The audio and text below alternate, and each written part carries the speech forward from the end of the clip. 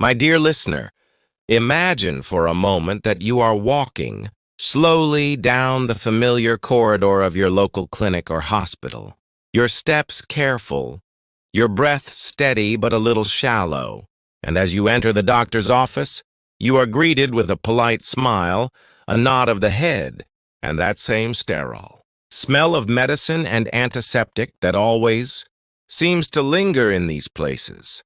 And yet what happens next?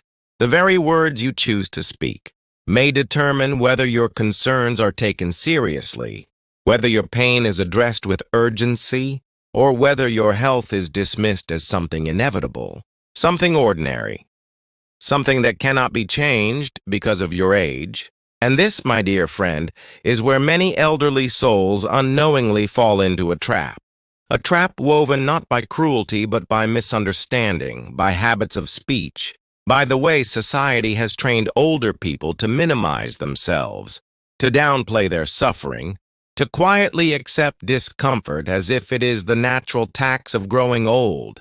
But today, in this journey of words we are about to take together, I want to reveal to you 5 ugly truths, 5 dangerous ways of speaking that older people often use at the doctor's office, words that silently rob them of care, dignity, and sometimes even years of quality life.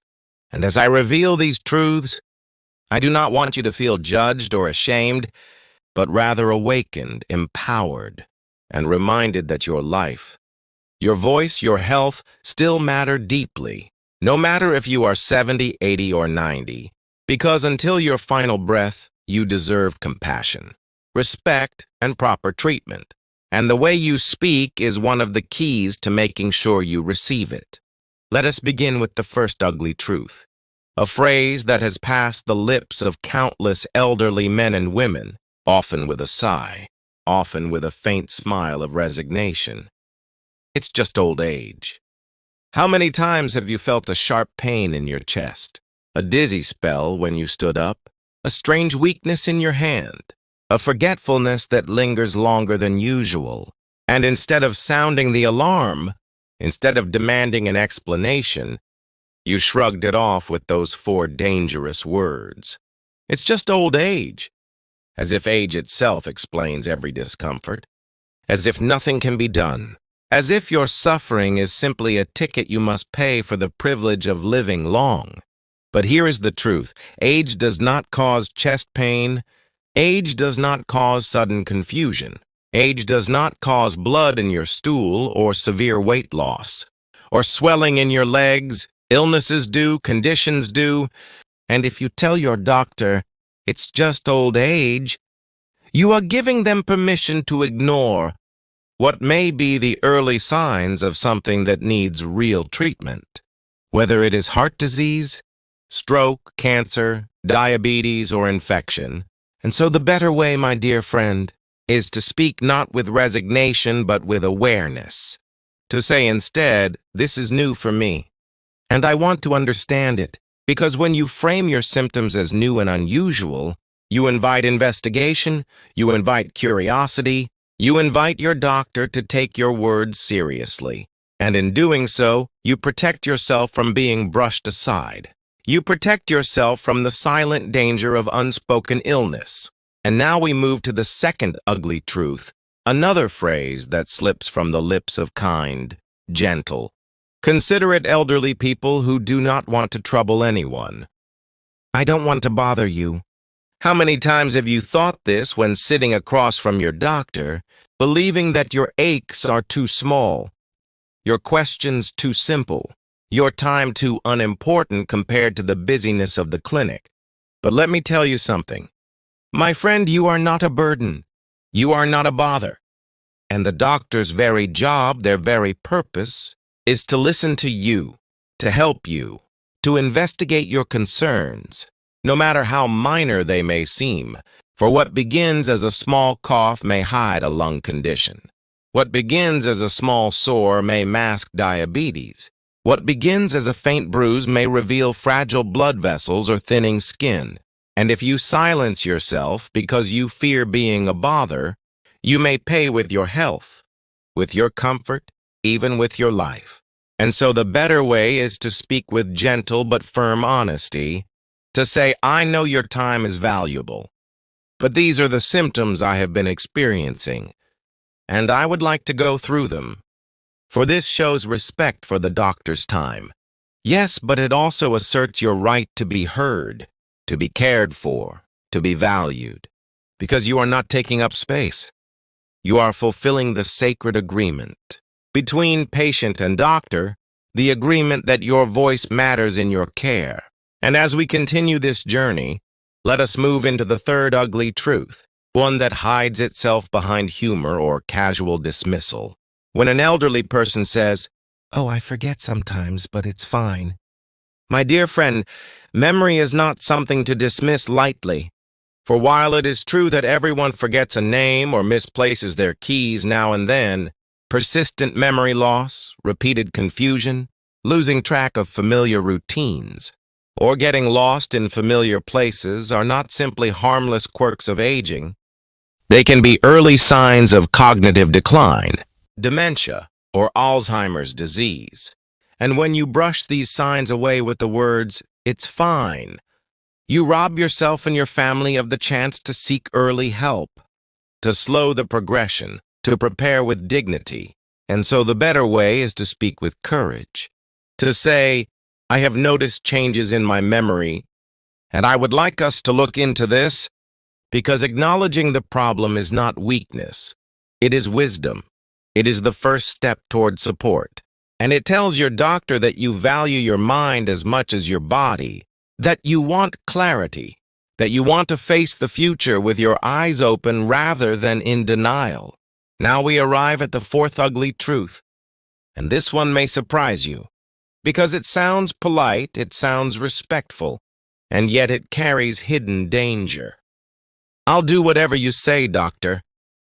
At first glance, this seems like obedience, trust, even gratitude, but in reality, it can strip away your own voice, your own values, your own power in decision-making.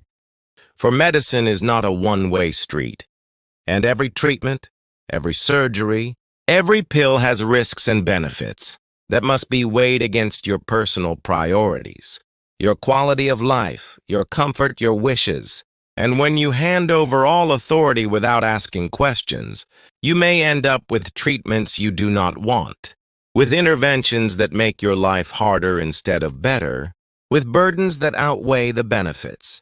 And so the better way is to speak with partnership, to say, "I would like to understand my options. What are the risks? What are the alternatives? And how does this align with my life?"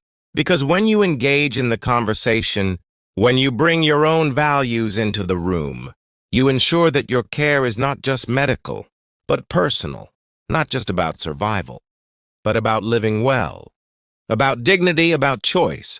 And finally, we reach the fifth ugly truth, perhaps the saddest of all, when an elderly person says with a weary voice, "It doesn't matter anymore."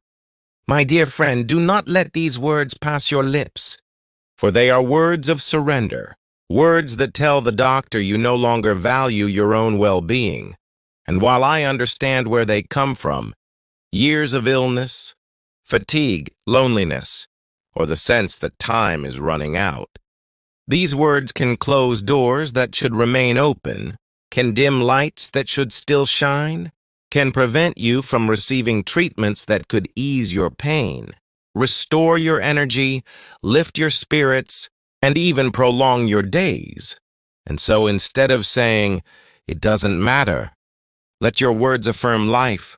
Let them affirm dignity. Let them affirm that you are still here and that your comfort, your happiness, your health still matter deeply by saying, "My comfort and quality of life are important to me. What can we do to make things better?" For this reminds the doctor that you are not just a case, not just a file, but a human being still alive, still deserving of care. And now, my dear listener, as we reflect on these 5 ugly truths, let us weave them into one larger truth, that your words carry power, that the way you speak to your doctor can shape the care you receive, can influence the urgency of tests, the thoroughness of treatment, the compassion in their tone, and the respect in their actions. For doctors are human too, and while they are trained, they are also influenced by the signals you send, by whether you present yourself as someone who matters, someone who demands dignity, or someone who has surrendered to invisibility. And so I urge you, when you sit in that chair, when you look into the doctor's eyes, do not diminish yourself. Do not minimize your pain.